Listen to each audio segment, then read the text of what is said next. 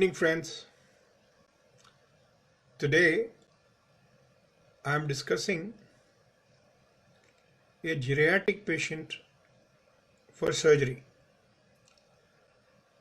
We're going to start a series of lectures on a geriatric surgical problems, trauma and acute care. There is a lot of learning newer concepts. There is more detail available in literature, and it will interest only few people who are really interested to think about the underlying changes in physiology, in disease pattern, for those people who are interested to modify their treatment. So, welcome Dr. Bansal. So, in my first lecture, I am going to discuss the physiological basis. What changes are possible in physiology of a growing person?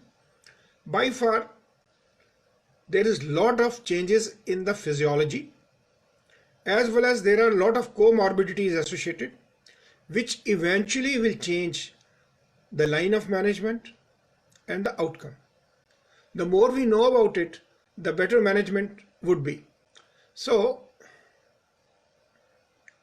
today's session I am going to devote only on physiology of aging, the effect on common systems, and how to anticipate the problems and how to manage them.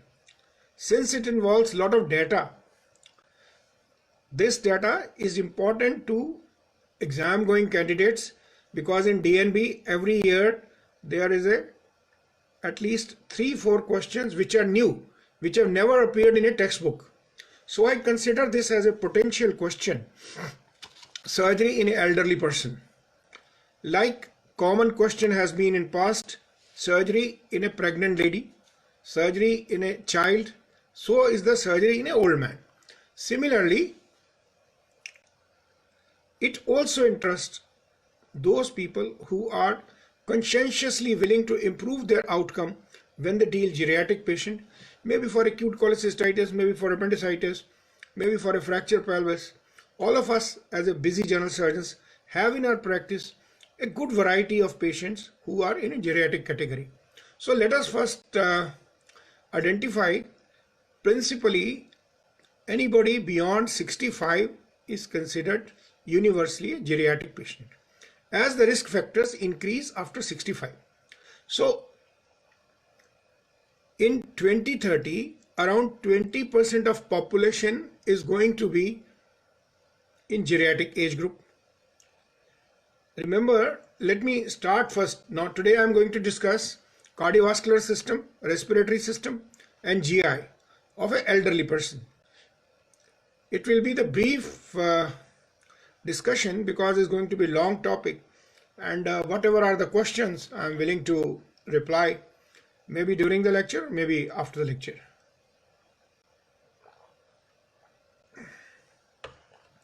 It is I'm on holidays, and this is sub-zero temperature here in Cleveland, and I'm utilizing my time to learn and share with friends.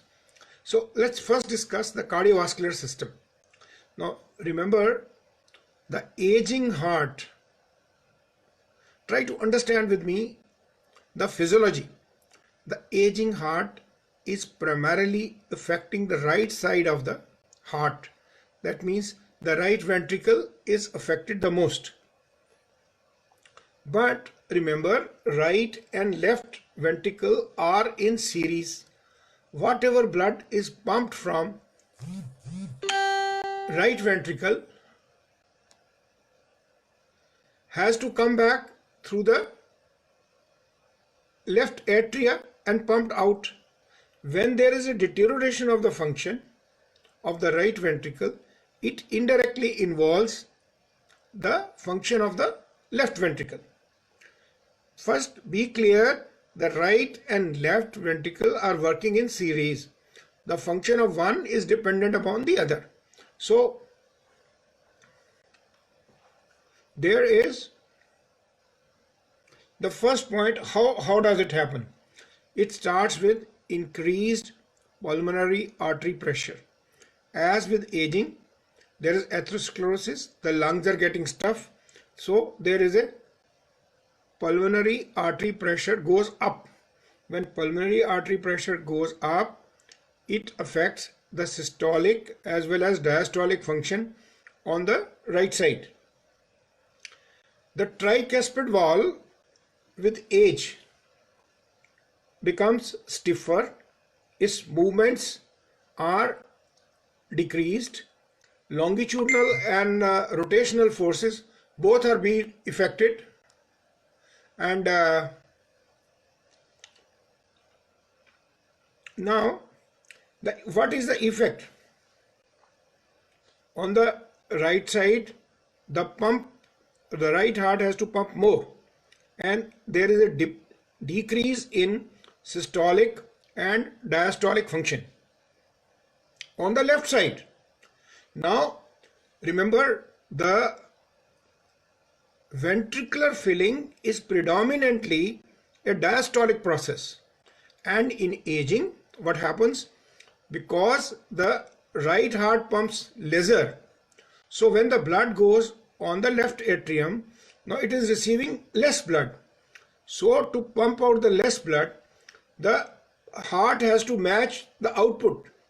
Thereby, that ventricular filling, which is normally a passive phenomena, welcome Dr. Ramana, which is a passive phenomena, it starts becoming an active phenomena because the atria had to contract to push blood into the ventricle.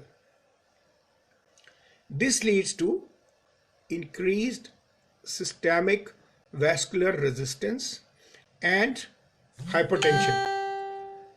The cardiac output is preserved under normal circumstances. At rest, the cardiac output and ejection fraction of an elderly person is same as young person. The baroreceptors, the two important factors which control the cardiac output, number one is baroreceptors, number two is adrenergic response. These both are blunted with age. There is a change in stress response of the heart of an elderly person. Welcome Dr. Maheshwari. The response rate is that the heart rate of an elderly person does not rise, matching the fall in blood pressure, and the cardiac output is maintained. Now, how do they maintain the cardiac output? It happens because of increased stroke volume. A young patient who has normal adrenergic, normal baroreceptor response, when he develops hypotension, it is compensated with increased heart rate. An elderly patient cannot increase the heart rate for several reasons which we are going to discuss later on, and hence the man compensates by increase in stroke volume.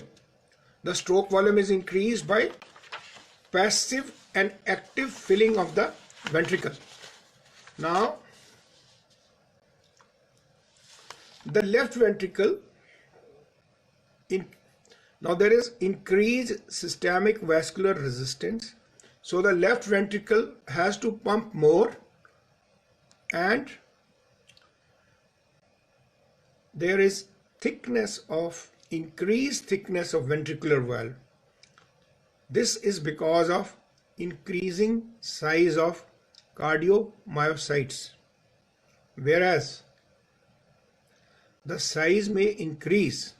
When we review it on MRI of the heart, the cardiac wall thickness may be increasing, but the corresponding pump action does not, because a lot of it is being replaced by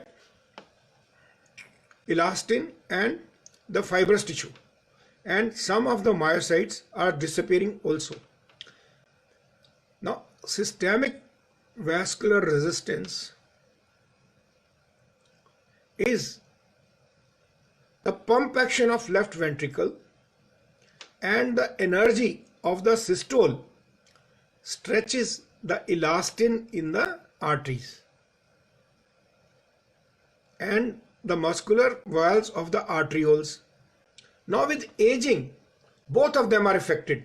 The elastin goes down, the muscular walls become stiff because of deposit of collagen tissue as well as calcium. So there is an increase in systolic blood pressure with decrease or the same diastolic blood pressure. This we are talking pure aging. We are not talking about a known hypertensive, a known cardiac, a known cardiomyopathic patient. No, we are talking purely patients who are aging and are healthy. That we will discuss later on. Now, that increases the pulse pressure and also there is turbulence of blood flow. The diastolic filling in case of surgical stress or trauma decreases and fails to cope with the cardiac output. The younger patients have active diastolic filling of coronary arteries, and the coronary perfusion is also forced with pulsatile flow during diastole. With the aging, the coronaries are diseased, which are atherosclerotic, and the diastolic pressures go down. Welcome, Professor Malik. So the aging person, the pulsatile flow is there, the diastolic pressure is low, pulse pressure is high, flow is turbulent, hence the coronary filling also diminishes. When it comes to cardiac output in an elderly patient, the resting cardiac output is okay. There is increased systemic vascular resistance, there is thickening of left ventricular wall, there is prolonged contraction of the atria have to contract, the passive filling of ventricle becomes more and more active filling of the ventricles to cope up with the cardiac output. And as I said, the older myocytes increase in size, but there is overall depletion of myocytes, there is increased collagen deposit, and the mass of the ventricle increases, the function does not increase. Then a word about beta-energic response. The heart rate increases, the contraction increases, and there is increased relaxation for ventricular filling. This is what is a normal response to adrenergic stimuli. But with aging, there is filling is increased. The filling happens more in late diastole and the stroke volume increases. The heart rate does not increase. Now, there is total blunting of beta-adrenergic response. This is exactly what happens if there is a young fellow who is on beta blockers. There is increased collagen and fibrosis in the conductive system of the heart, and there is deposition of fat around SA node, which may lead to complete heart block. It is also found that in elderly patients, the pacemaker cell density, the number of pacemaker cells also go down. The baroreceptors when the baroreceptors are also poor, when the heart rate falls in a normal person, there is matching. When their blood pressure rises, the heart rate falls. That does not happen in elderly people. Now, something very important. When we receive an elderly patient in acute care surgery or in trauma, we might have a blood pressure of 110 systolic and a heart rate of 90-92. Now, we have to totally correlate the patient, because we know that elderly people, the heart rate may not go up because of conduction abnormalities, because of blunted baroreceptor and adrenergic receptors, because a lot of them may be already on beta blockers, and hence we do not expect the heart rate to go up.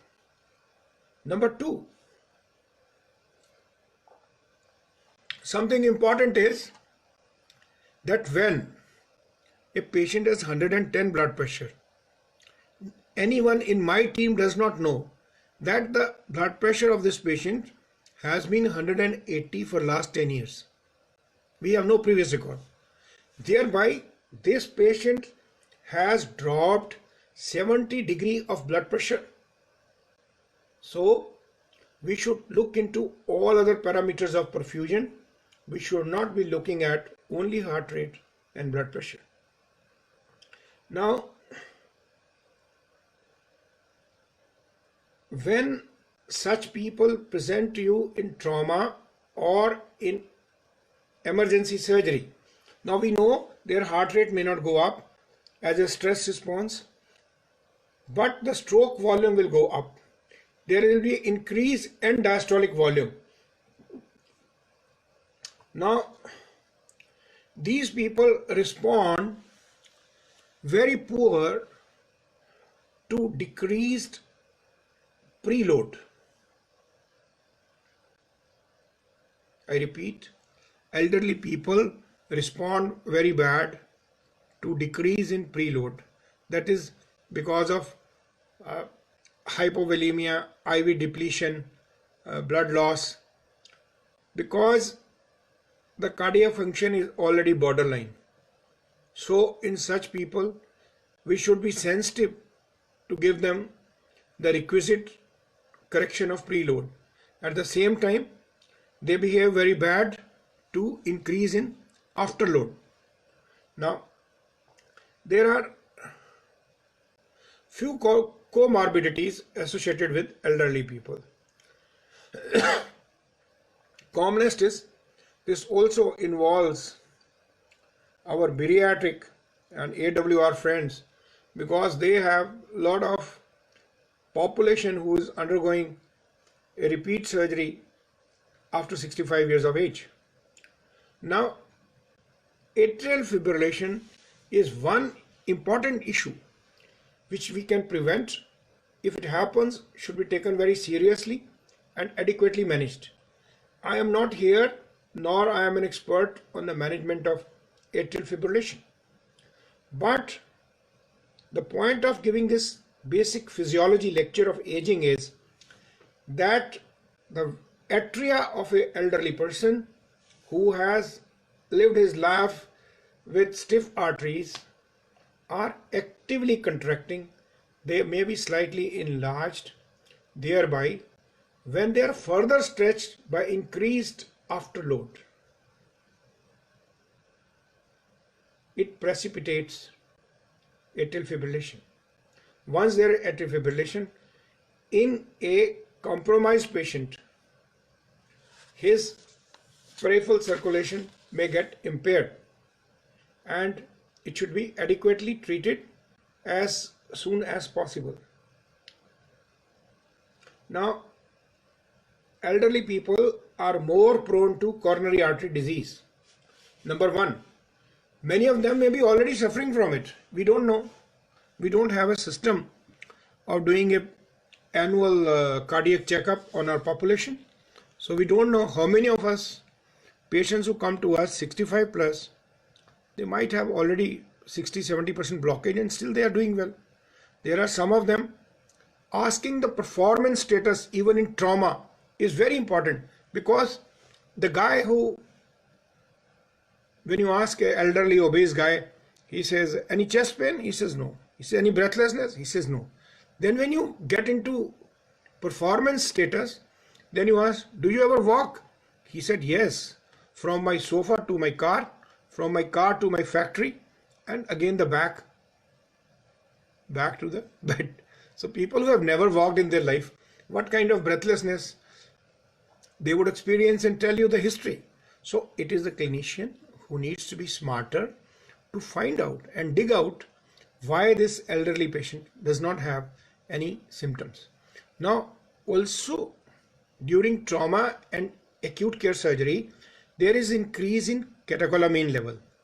There is increase in oxygen requirement, and there are, because of infection or trauma, there are cytokinins which increase the inflammatory response, and all this can precipitate a coronary artery MI by rupture of an atheroma. What we call it as, it can both, it can produce a type 1 as well as a type 2 MI. Now, third comorbidity, which is not a common surgical concept, more of anesthesia and critical care, that lot of elderly people have heart failure with normal ejection fraction. So if you look at their ejection fraction on rest in an echo, it is more than 50%, very encouraging. Once you give them a stress load, they are difficult to cope with. Monitoring such patients, a central line can be useful if the CVP is low, because most of them are on some kind of ventilatory support. When the CVP is normal, this does not make much sense.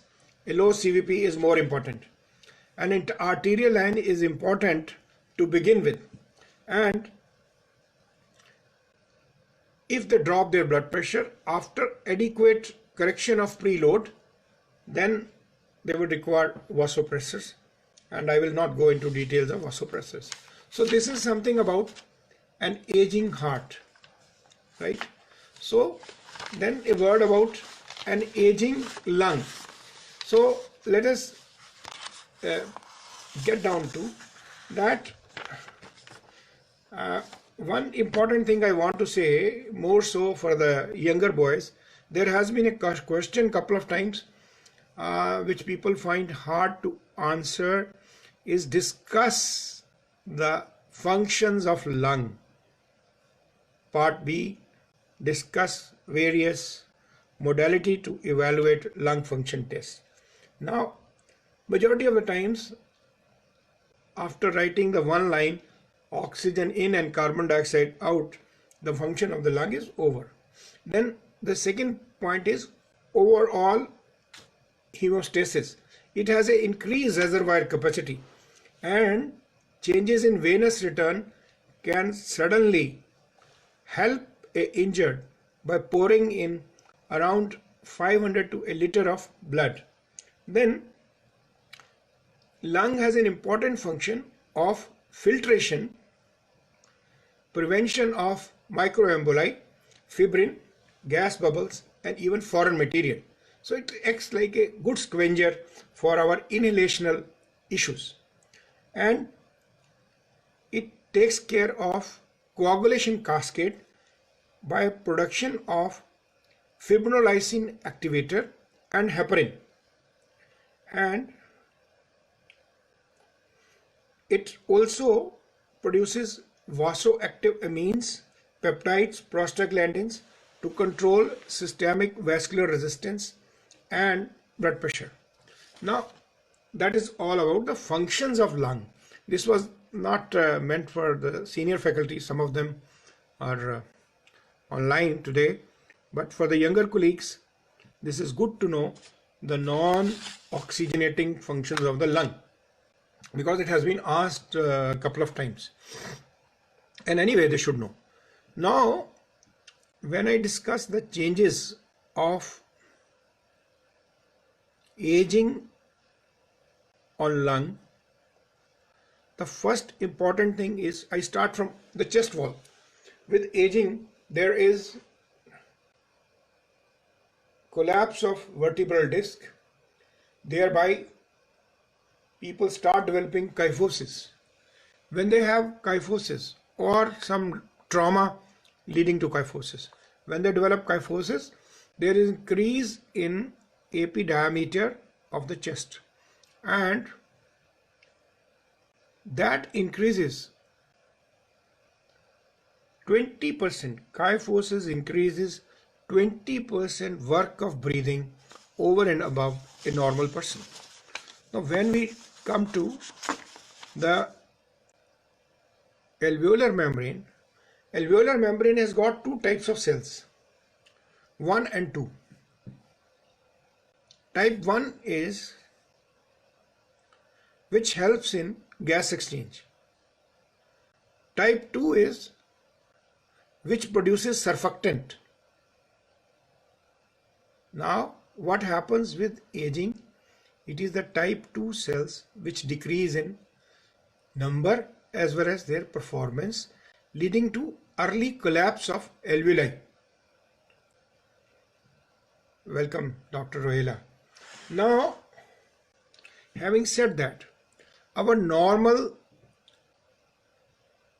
alveolar membrane has 300 to 600 million cells. In a Dalda formula, if you spread all of them, it forms a surface of 75 square meter across the area where the oxygen and carbon dioxide exchange occurs. In an elderly patient who does not, when I say patient, I don't mean patient, I mean an elderly person who has no disease process, non-smoker. With age, the gas exchange area from 75 square meter comes to 60 square meter. Thereby, the area is decreased. Next is types of myocyte cells. Now, there are two types of myocytes which are involved in respiration in intercostal muscles as well as in diaphragm. Type 1 and type 2. Type 1 is which is slow moving muscle. That means what we are involuntarily, as we breathe in and out, we are relying on type 1 cells. But when we want to rapidly breathe, it is type 2 cell. So with aging, the type 2 cells decrease in number as well as function. Thereby, given the stress, an aged person cannot breathe that rapidly because of this fundamental reason. Now, with aging, the bronchiolar wall stiffens, gets dilated, and the supporting parenchyma around it also gets, lost. Thereby, a loss in support to the bronchioles, thereby leading to early collapse and collapse-related complications. Now, these are the basic changes which occur in an elderly person in the lung. There are few issues which we need to discuss. The commonest is COPD. COPD is the fourth largest killer in an elderly patient. So COPD adds on the respiratory problems over and above the aging. Then the alveoli also, in an aging person, their elastic recoil is getting down. The alveoli do not distend that well because of loss of surfactant, and there is a dynamic collapse during the end of expiration. And in the restrictive lung disease, for all the reasons, there is decrease in FeV1 ratio. Few specific conditions which elderly people have. First, pulmonary embolism. As if we compare between the ages till 55 years of age, the pulmonary embolism is lesser.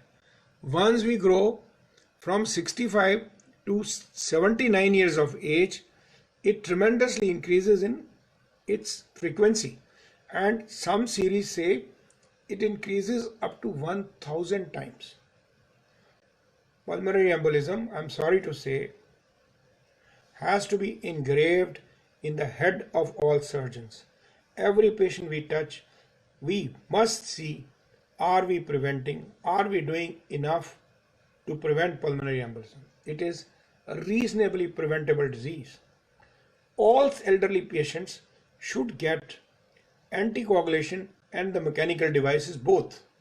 And when they are on anticoagulation, and the variety of things which we cannot include in this discussion about anticoagulation, but we should be aware about this. Then the infective complications are also more in elderly people. If they have community acquired infection, probably nothing needs to be done. They can be treated at home with oral drugs. And if they have hospital acquired infection, they should be all admitted. The risk of aspiration pneumonitis is high. We will get down to that once we talk about GI.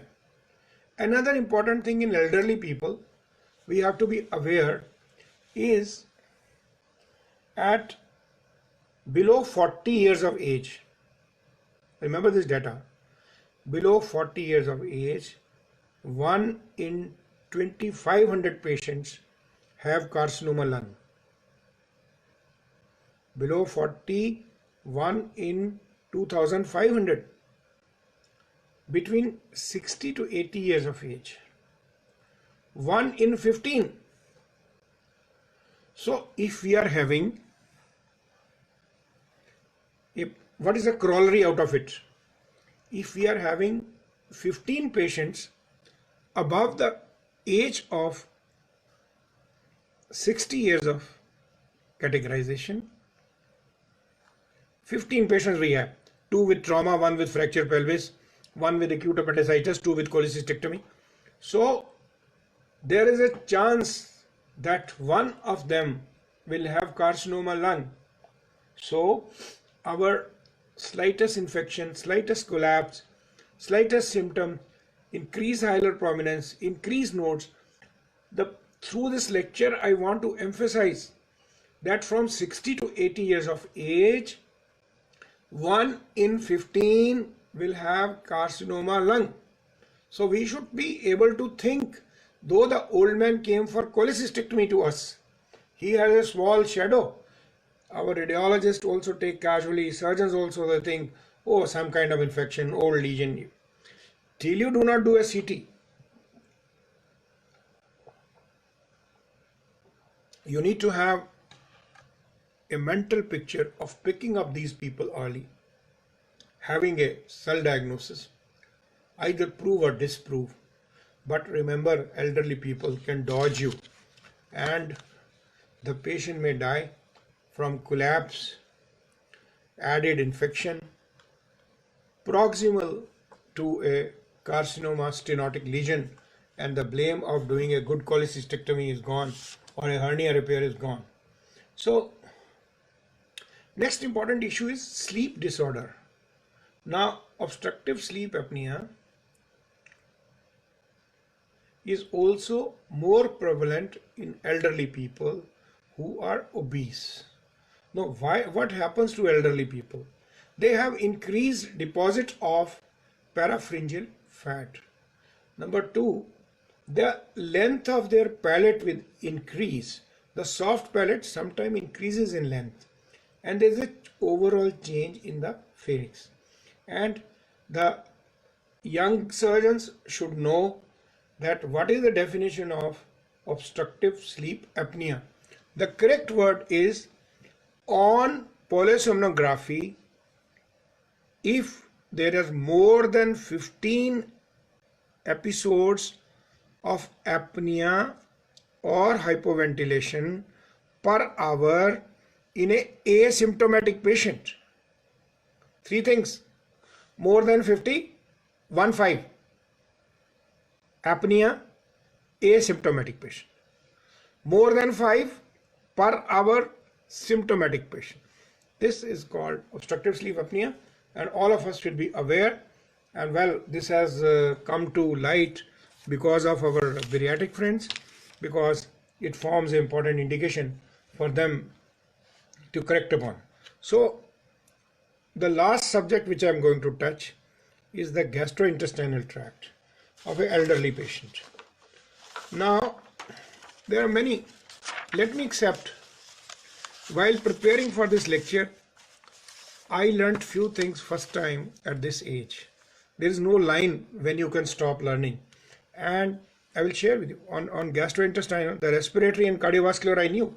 But on gastrointestinal tract, there are some new things which I have learnt only day before yesterday. Let me share with you that the first point is motility. In an aging person, there is decrease in peristaltic function of esophagus, and there is decreased in relaxation of lower esophageal sphincter without a disease process. Now, in the stomach, there is hypochlorhydria. There is less of acid produced, which leads to decrease in absorption of iron and several vitamins, and decrease in nutrition. Then the increased of intramuscular collagen, which leads to decrease in functional mobility. However, the small intestine remains unaffected by age. The colon, there is decrease in meandric neurons, decreased mobility, and decrease in high amplitude contractions, leading to constipation. The constipation in an Asian male affects him from head to toe, because from the childhood, when he was born, he was always educated by his mother that if you are not past stool, you are not well today. So then the next system comes is enteric nervous system. We have a Orbit's plexus, which is Mantric plexus, and a Meissner's plexus, which is a submucosal plexus. So this is acting with a pacemaker in the interstitial cells of Cajals. The age-related, the cholinergic functions are being affected, and there is an overall neurodegradation of GI tract. The gut mucosa is affected because primarily the mucosa acts like a barrier. It has pre-epithelial barrier, epithelial barrier, and post-epithelial barrier. Normally all the cells, they are constantly, new cells are coming up, and the older cells are undergoing natural degradation and death.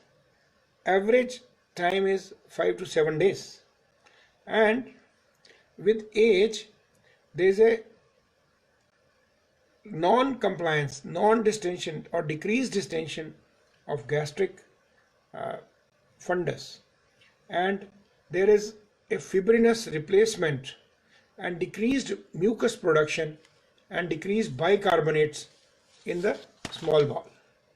The important thing, all of us see, somebody is getting old, then he loses weight.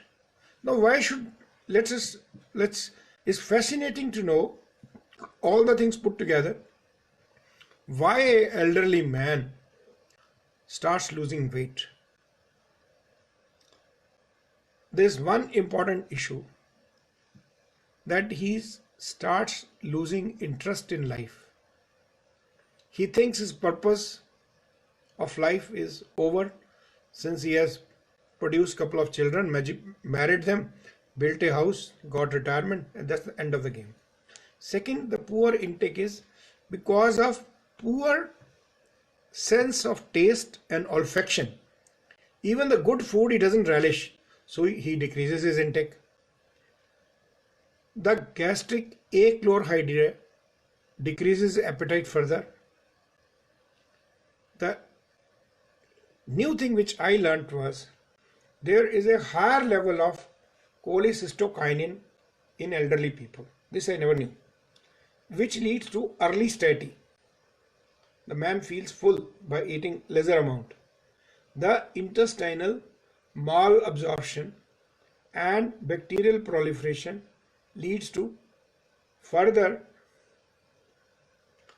nutritional loss, and there is a poor uptake of macronutrients by the gut. And then there is a role of microbiomes, the bacteria in the gut, which is related to obesity, diabetes, allergies, psychomotor disorders, coronary artery disease, a lot of things. So if we have to summarize the GIT of an elderly person,